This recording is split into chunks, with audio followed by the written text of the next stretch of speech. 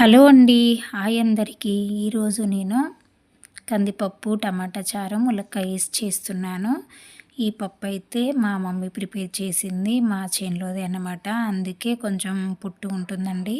ఈ పొట్టులోనే బలం ఉంటుందని అమ్మ అయితే ఇలా చేస్తుంది. మిల్లుకైతే పట్టేయదు. తనే స్వయంగా తయారు చేస్తుంది ఈ పప్పు. దీంతో అయితే చారు చేసుకుంటే చాలా బాగుంటుందండి టేస్టు.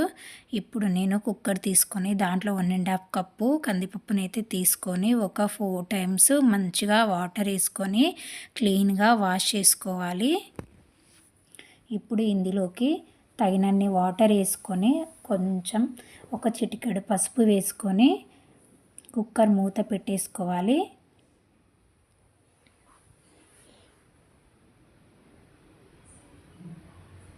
ఇలా మూత పెట్టేసుకొని స్టవ్ మీద పెట్టి ఒక 6-7 విజిల్స్ వచ్చే వరకు వెయిట్ చేయాలండి. ఎందుకంటే ఇది నాటుపప్పు కాబట్టి కొంచెం టైం ఎక్కువ పడుతుంది.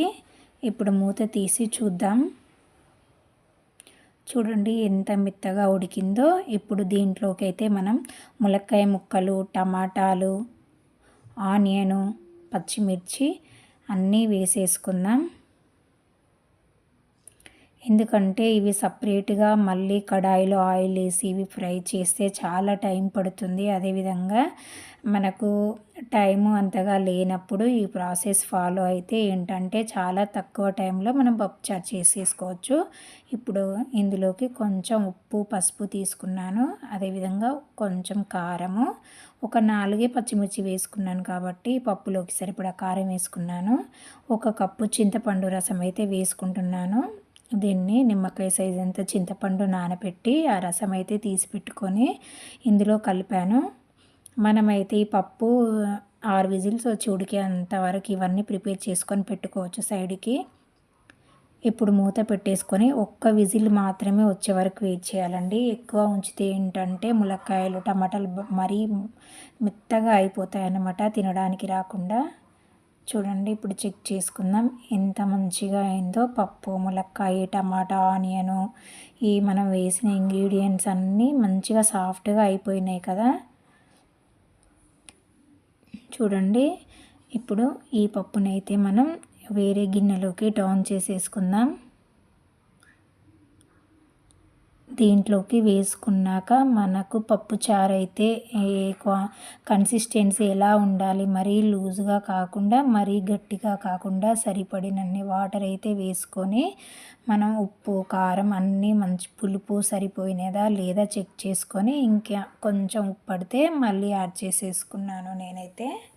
ఇలా చెక్ చేసుకున్నాక ఈ గిన్నెనైతే స్టవ్ మీద పెట్టి పప్పు మంచిగా మరిగే వరకు వెయిట్ చేయాలి. ఫ్లేమ్ అయితే మీడియంలోనే ఉంచాలండి, లేకుంటే పప్పు అడిగంటిపోతుంది. ఇలా ఈ పప్పు మరిగేటప్పుడు మధ్యలో గరిటెతో కలుపుతూ మనం చెక్ చేస్తూ ఉండాలి. ఈ పప్పు అయితే బాగా మరిగిందండి. ఇప్పుడు చిన్న కడాయి పెట్టేసుకొని ఈ పప్పులోకి అయితే పోపు వేసేసుకుందాం. దానికోసం కొంచెం ఆయిల్ వేసుకున్నాను.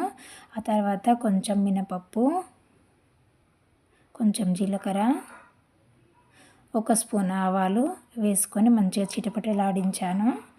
దీంట్లోకి కొంచెం మెదిపిన ఒక 5-6 ఎల్లిపాయలను అయితే వేసుకుంటున్నాను. ఆ తర్వాత కొంచెం కరివేపాకు వేయించుకొని చిటికెడు పసుపు అయితే వేసుకుంటున్నాను. ముందుగానే వేసాను కాబట్టి ఇప్పుడు కొంచెమే వేసాను. ఇవి మంచిగా కలర్ షేడ్ అయ్యి ఫ్రై అయ్యే వరకు ఇలా కలుపుతూ ఉండాలి. చూడండి పోపు అయితే తయారైంది. ఇప్పుడు దీన్ని మనం పప్పులోకి అయితే వేసేసుకుందాం. ఇప్పుడు పప్పు చారు అయితే రెడీ అయిపోయింది. ఎంత బాగుంటుందో అండి ఈ టేస్ట్ అయితే. మనం షాప్లో కొని చేసిన పప్పు కంటే ఇదైతే చాలా బాగుంటుంది ఈ పప్పు. ఈ రెసిపీ కనుక మీకు నచ్చినట్లయితే please friends like, share and subscribe my channel. Bye. ఈ పప్పు చారు అయితే ఇడ్లీలోకి కూడా చాలా బాగుంటుందండి. మీరు కూడా తప్పక ట్రై చేయండి.